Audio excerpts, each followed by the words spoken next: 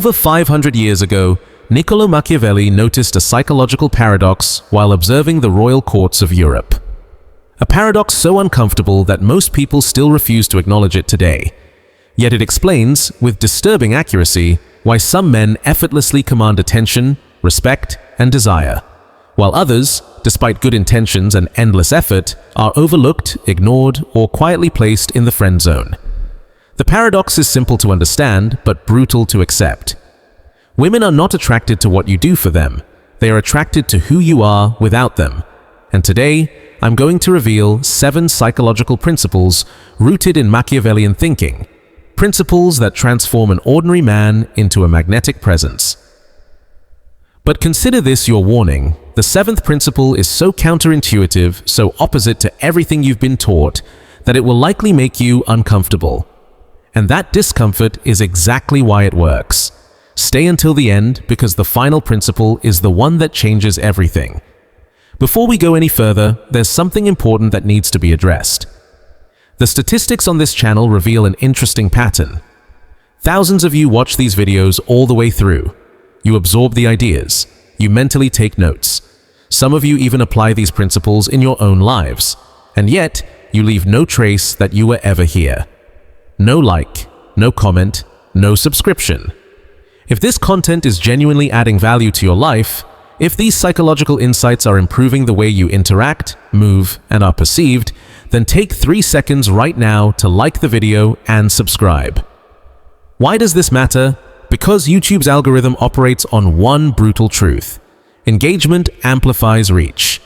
Every like, every comment, every subscription sends a signal that allows this knowledge to reach more men who need it.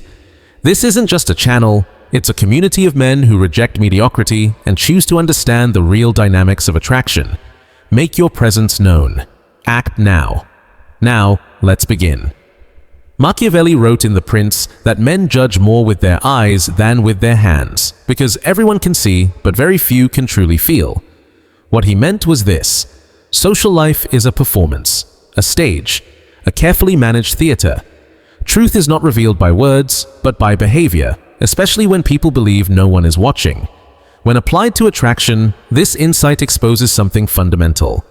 There is often a gap between what women consciously say they want and what their deeper psychology actually responds to. Not because of dishonesty or hypocrisy, but because attraction is not rational. It is visceral, instinctive, driven by forces far older than logic itself. It is written into the nervous system, forged by millions of years of evolution. And unless you understand that reality, you will always be playing the wrong game. A friend recorded an argument with his ex, totally legal where he lives, and played it back for me. In 20 minutes, she changed subjects 14 times 14. Every time he tried to address one, she pivoted. By the end, he was apologizing for something we couldn't even identify. That's not communication. That's combat disguised as conversation. But this goes deeper than arguments. It's built on invisible belief systems that almost every modern relationship operates under. Unspoken rules men are punished for questioning. The first myth? Mind-reading expectations. She wants you to know exactly what she wants without being told, understand her needs without communication, and interpret her feelings without clarity. And when you fail, it means you don't care. Imagine your boss expecting you to complete tasks he never told you about, then firing you for not doing them. Insane, right? But in relationships, normal. The second myth destroys men even faster: emotional supremacy.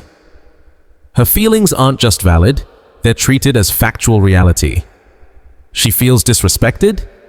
Then you disrespected her. She feels unloved? Then you don't love her. Her emotions override facts, intent, and evidence. You're no longer discussing what happened, you're discussing how she interpreted what happened. I counseled a man whose wife accused him of cheating because she felt like he was stepping out. No evidence, no suspicious behavior. Her gut feeling was the only proof she needed, and he had to prove innocence against a feeling. How do you disprove an emotion? You don't. That's the trap. Then comes the third myth: double standards in emotional expression. She can scream, insult, throw objects, and it's expressing herself. You raise your voice once, you're dangerous, unstable, aggressive. One of my clients had plates thrown at him mid-argument. When he shouted for her to stop, she called the police claiming she felt threatened. The cops removed him from his own home. She assaulted him. But his raised voice was the headline. This isn't rare. This is the system functioning exactly as designed. Our culture reinforces female emotional immunity everywhere. Movies, TV, social media. Women cry? They receive empathy. Men cry? They're mocked. Women angry? Empowered. Men angry? Abusive. Women sad? Support. Men silent? Weak. Everyone tells men their job is simple. Absorb emotional shrapnel quietly. This traps men in a game with no victory conditions. Challenge her feelings, you're insensitive. Validate her feelings, you're admitting guilt. Try for middle ground, manipulative. There is no winning move because the game isn't designed for mutual resolution. It's designed for emotional dominance. I see the aftermath of this every day. Men who used to be leaders shrink into self-doubt. Confident men dissolve into quiet shells. Strong men become emotional caretakers who get no care in return. They're not partners, they're emotional servants. But once a man recognizes the pattern, everything changes. Once he stops treating her emotions as objective reality, the entire dynamic shifts. At first, she gets furious. Of course she does. Reality correction disrupts control. But if he maintains boundaries, one of two things happens. She adapts and respects him, or she reveals she only wanted control, not connection. Either way, he wins. Because here's the truth. Society refuses to admit. Modern relationships demand everything from men and offer almost nothing in return. Men are waking up. They see brothers losing everything in divorce court. Fathers losing their kids. Men losing careers to accusations. Friends bleeding money into endless emotional labor. They are looking for reality. They want to know who you truly are, not the softened, filtered version you present just to earn their approval. And paradoxically, by showing who you really are, including your unpopular opinions, you create a much deeper connection with the woman who actually resonates with you. Here's a concrete example. In conversation, most men agree with everything she says. They avoid disagreement. They sacrifice their own position to maintain surface-level harmony. They think this creates connection. What it actually creates is boredom. The authentically polarizing man, when he disagrees, says it not aggressively, not to provoke, simply because it's his truth. I understand your point of view, but I see it completely differently. Here's why. That ability to hold his own position creates respect, intellectual tension, and interest. Now, important clarification. I'm not talking about being a constant contrarian or provoking just for the sake of it. I'm talking about having intellectual and emotional backbone, knowing who you are, knowing what you stand for, and refusing to dilute yourself to gain approval. And yes, this means some women will reject you. Perfect. Because the ones who stay, the ones attracted to your authenticity, are the ones you can build something real with. The rest would have wasted your time anyway. Principle 3. Calibrated presence. The third principle focuses on something very few men truly master, the art of calibrated presence. Most men operate in binary mode.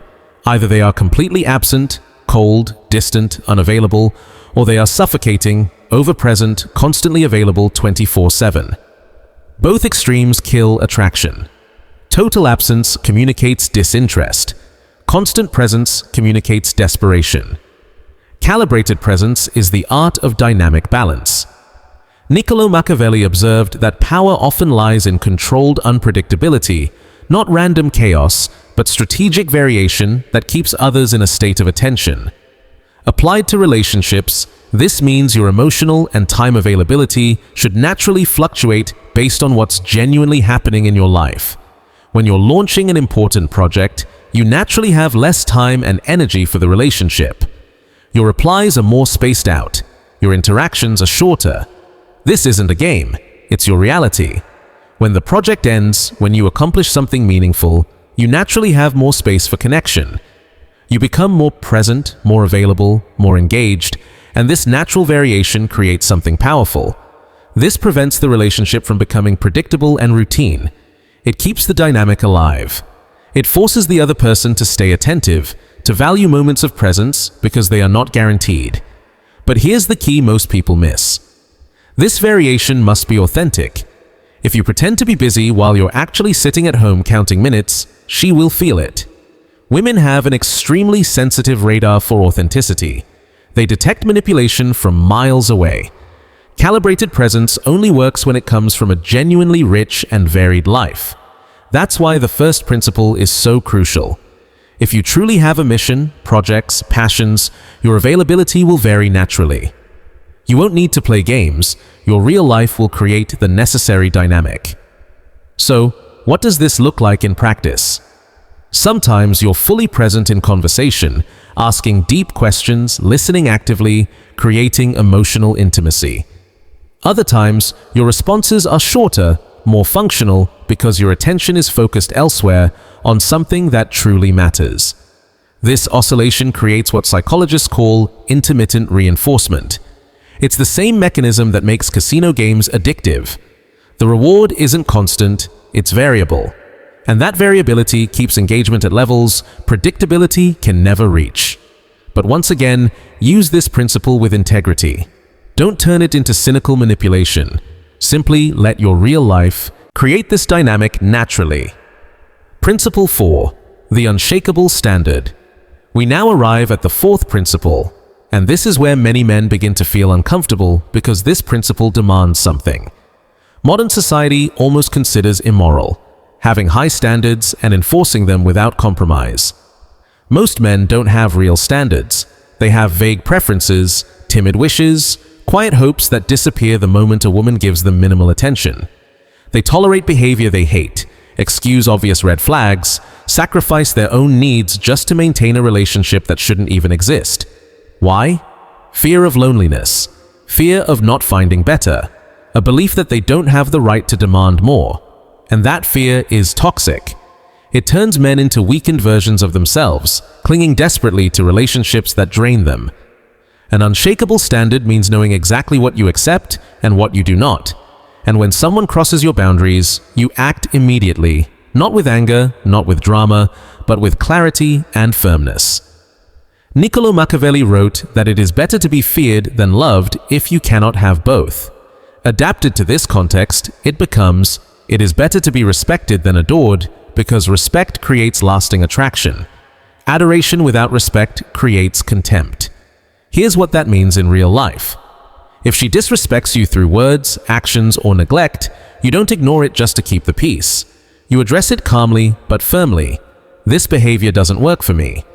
I'd prefer we handle things differently. If the behavior repeats after you've clearly communicated your standard, you adjust your investment.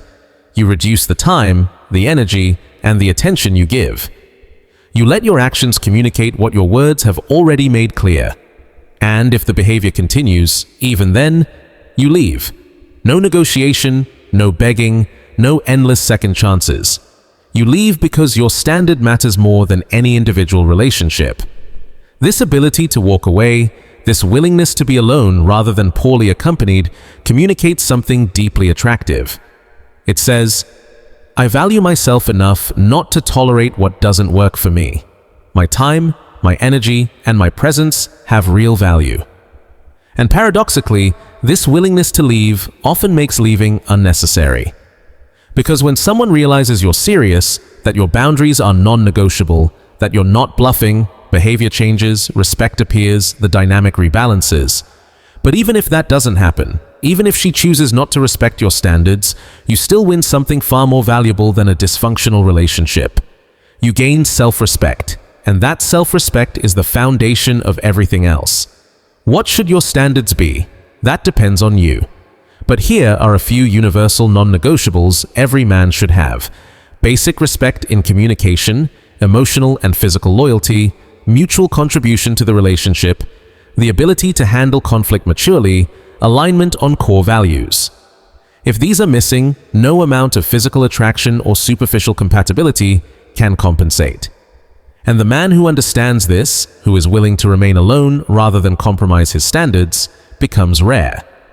And rarity creates value. Principle 5. Productive tension. The fifth principle will shock those who believe healthy relationships must always be harmonious and friction-free. The truth is very different. Relationships without tension are dead. They're not peaceful, they're boring. Productive tension is the creative friction that keeps a relationship alive, dynamic, and interesting. This is not toxic conflict. It's not constant drama. It's the space between two strong individuals who don't dissolve into each other but maintain their integrity. Niccolò Machiavelli understood that absolute harmony is the enemy of progress. It is through friction, through opposition, through the clash of perspectives that growth and innovation emerge. Relationships follow the same logic. When two people always agree, when there is never any disagreement, when everything is always smooth, one of them disappears.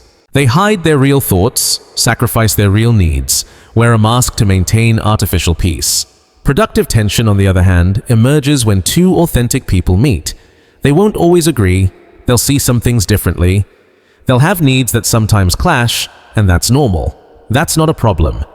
That's proof that two real individuals are present.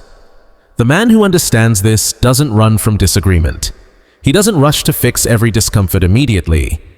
He allows tension to exist, to breathe, to reveal what it needs to reveal. Sometimes that tension resolves itself with time. Sometimes it leads to a deeper conversation. Sometimes it reveals a fundamental incompatibility. But in every case, allowing tension to exist is more honest, more mature, and more respectful than suppressing it artificially. Here's how this looks in real life. After a disagreement, the weak man rushes to apologize, to smooth things over, to restore harmony at any cost, even if it means betraying his own position, even if the disagreement was legitimate. The man who understands productive tension does the opposite.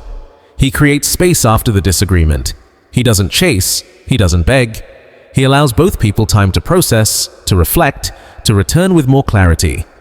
And often after that space, the resolution is more authentic, more mature, and more respectful than any rushed compromise.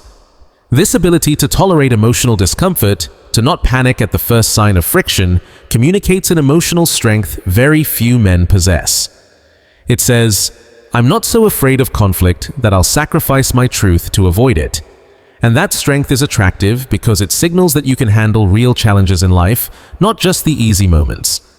That she can rely on you to stay solid when things get difficult, not only when everything is going well. Principle 6. Proportional investment. The sixth principle is a direct application of Machiavellian strategic thinking to modern relationships. Niccolò Machiavelli advised princes to invest their resources where the return was greatest and to withdraw investment when it became clear it was being wasted. Applied to relationships, this means your emotional time and energy investment should be proportional to what you receive in return. Not out of cynical calculation, but out of self-respect and realism. Most men invest massively from the very beginning, giving everything they have before even knowing whether the other person deserves that investment. They treat every new connection as if it's already a committed relationship, offering levels of attention, effort, and emotional investment that should be earned gradually. And what happens? Either they overwhelm the other person with premature intensity, or they create an imbalance where they're constantly giving more than they receive. Both scenarios lead to failure. Proportional investment means starting modestly and increasing your investment only in response to what the other person demonstrates. In the beginning, you offer basic attention, respect, curiosity. You explore, you observe, you evaluate. If she responds well, if she invests too, if she shows that she values what you offer, you increase. You give more time, more emotional depth, more effort.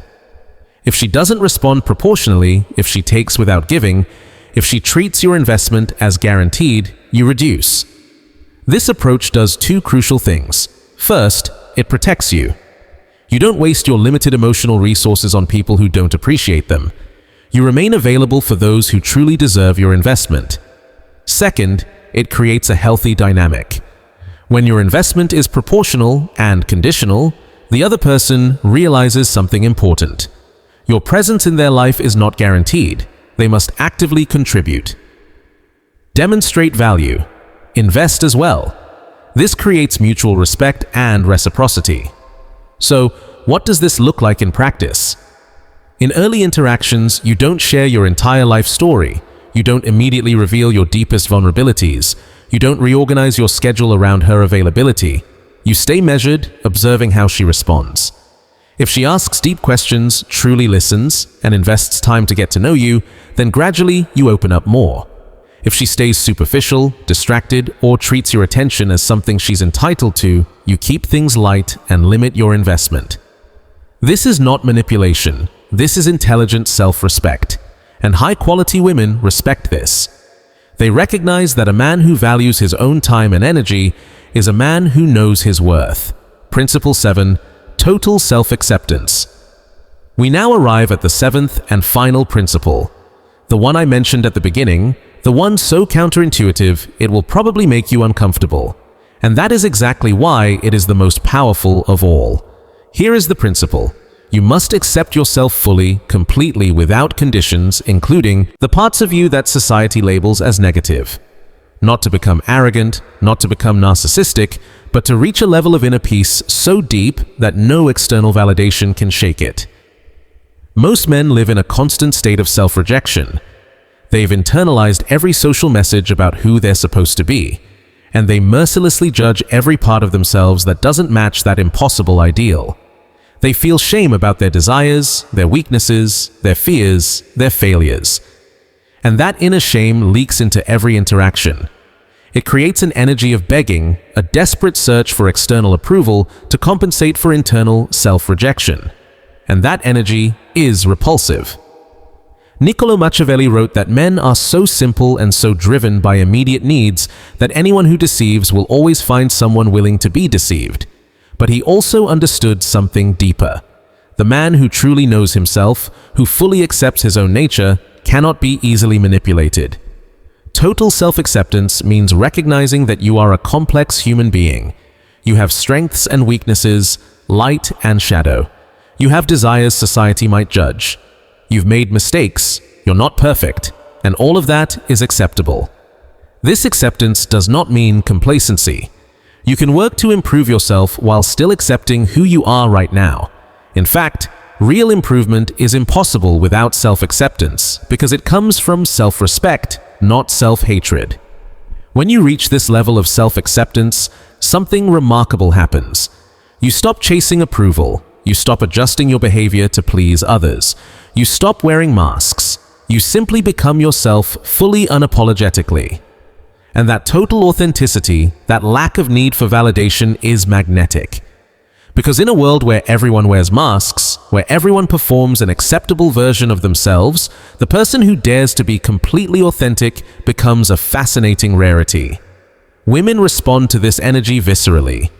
They may not be able to explain it rationally, but they feel it. They feel they are in the presence of a man who doesn't need their validation, who is complete within himself, who offers his presence by choice, not by need, and this changes everything. Now she's no longer evaluating you, she's trying to earn your approval. She wonders, am I interesting enough, authentic enough, remarkable enough to deserve his continued attention? The power has completely shifted. And that shift doesn't come from technique, strategy, or manipulation. It comes from something much deeper. A man who has accepted himself so completely that he has nothing left to prove. Quick recap, the 7 principles. Let's quickly recap these 7 principles so everything is crystal clear. Principle 1. Independent wholeness. Build a life that works perfectly without a relationship. Second principle, polarizing authenticity. Dare to be truly yourself, even if it doesn't please everyone. Third principle, calibrated presence. Naturally vary your availability based on your real life. Fourth principle, the unshakable standard. Have clear boundaries and enforce them without compromise. Fifth principle, productive tension. Allow disagreement and friction to exist without panicking. Sixth principle, proportional investment.